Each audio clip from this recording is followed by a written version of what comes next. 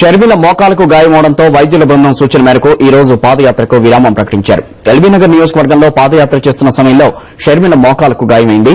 వైద్య పరీక్షల తర్వాత వారి సూచన మేరకు షర్మిల పాదయాత్రకు విరామం ప్రకటించినట్లు వైఎస్సార్ కాంగ్రెస్ నేతలు తలశీల రఘురాం, కేకే మహేందర్ రెడ్డి ప్రకటించారు.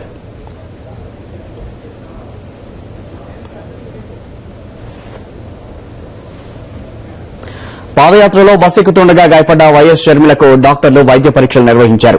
షర్మిలకు లిగ్మెంట్ ఫ్రాక్చర్ అయిందని 2 రోజులు విశ్రాంతి తీసుకుంటే సరిపోతుందని డాక్టర్లు సూచించారు. ఎక్స్రేలో ఎలాంటి గాయాలు లేవని, అవసరమైతే ఎంఆర్ఐ నిర్వహిస్తామని వైద్యులు తెలిపారు. రాత్రి షర్మిల గారు బస్సు మెట్టు దిగుతుంటే కొంచెం జారిపోయారండి. వారికి ప్రస్తుతానికి ఇప్పుడు ఎక్స్రే తీసాము. ఎక్స్రే బానే ఉంది. మోకాల మీద చాలా వాపు ఉంది. She's got a ligament injury. Ligament sprain అయింది. 2 రోజులు రెస్ట్ తీసుకోమన్నాము. ఆఫ్టర్ 2 days ఒకవేళ తగ్గపోతే ఎంఆర్ఐ కూడా చేయాలని ప్లాన్ వేసాము.